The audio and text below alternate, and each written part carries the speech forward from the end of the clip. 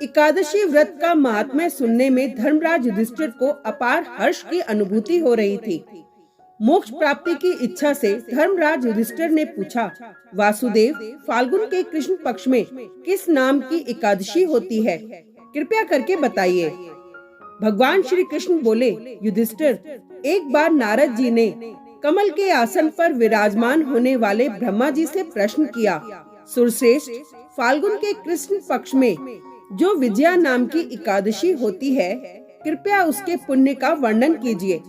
ब्रह्मा जी ने कहा, नारद, सुनो, मैं एक उत्तम कथा सुनाता हूँ जो पापों का अपहरण करने वाली है। ये व्रत बहुत ही प्राचीन, पवित्र और पाप नाशक है। ये विजया नाम की एकादशी राजाओं को विजय प्रदान करती है, इसमें तनिक भी संदेह नहीं है। पूर्व काल की बात है। भगवान श्री रामचंद्र जी 14 वर्षों के लिए वन में गए और वहाँ पंचवटी में सीता तथा लक्ष्मण के साथ रहने लगे। वहाँ रहते समय रावण ने चपलतावश विजयात्मा श्री राम की तपस्विनी पत्नी सीता को हर लिया। उस दुख से श्री राम व्याकुल हो उठे। उस समय सीता की खोज करते हुए वे वन में घूमने लगे। कुछ दूर जाने पर उन्हें जटायु मिले, जिनकी आयु समाप्त हो चुकी थी। इसके बाद उन्होंने वन के भीतर कबंध नामक राक्षस का वध किया। फिर सुग्रीव के साथ उनकी मित्रता हुई। तत्पश्चात श्री राम के लिए वानरों की सेना एकत्रित हुई। हनुमान जी ने लंका उद्यान में जाकर सीता जी का दर्शन किया और उन्हें श्री राम की चिन्ह स्वरूप मुद्रिका प्रदान की। ये उन्होंने महान पुरुषार्थ का काम किया था। वहाँ से लौटकर वे श्री रामचंद्र जी से मिले और लंका का सारा समाचार उनसे निवेदन किया। हनुमान जी की बात सुनकर श्री राम ने सुग्रीव की अनुमति लेकर लंका को प्रस्थान करने का विचार किया और समुद्र के किनारे पहुंचकर उन्होंने लक्ष्मण से कहा, सुमित्रा नंदन, किस पुण्य से इस समुद्र को पार किया जा सकता है? ये अत्यंत अगाध और भयंकर जल जंतुओं से भरा हुआ है। मुझे ऐसा कोई उपाय नहीं दिखाई देता जिससे इसको सुगमता से पार किया जा सके।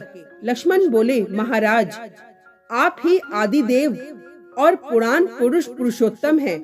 आपसे क्या छिपा है? यहाँ द्वीप के भीतर वग्दालभ्य नामक मुनि रहते हैं। यहाँ से आधे योजन की दूरी पर उनका आश्रम है। रघुनंदन, उन प्राचीन मुनीश्वर के पास जाकर उनसे इसका उपाय पूछिए। लक्ष्मण की ये अत्यंत सुंदर बात सुनकर श्री रामचंद्र जी महामुनि वग्दालभ्य से मिलने के लिए गए। वहाँ पहुंचकर उन्होंने मस्तक झुकाकर मुनि को प्रणाम किया। मुनि उनको देखते ही पहचान गए कि ये पुराण पुरुषोत्तम श्री राम है, जो किसी कारणवश मानव शरीर में अवतीर्ण हुए हैं।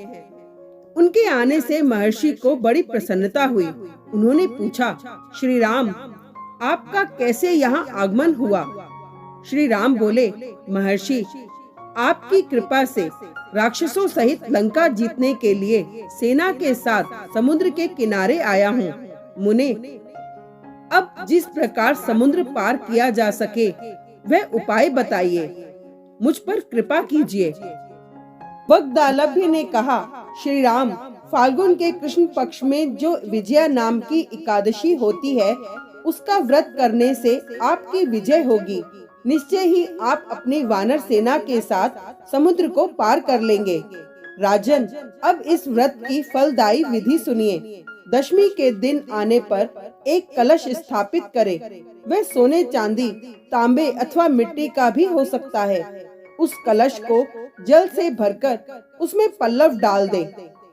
उसके ऊपर भगवान नारायण की सुवर्ण में विग्रह की स्थापना करें। फिर एकादशी के दिन प्रातः काल स्नान करें। कलश को पुनः स्थिरता पूर्वक स्थापित करें।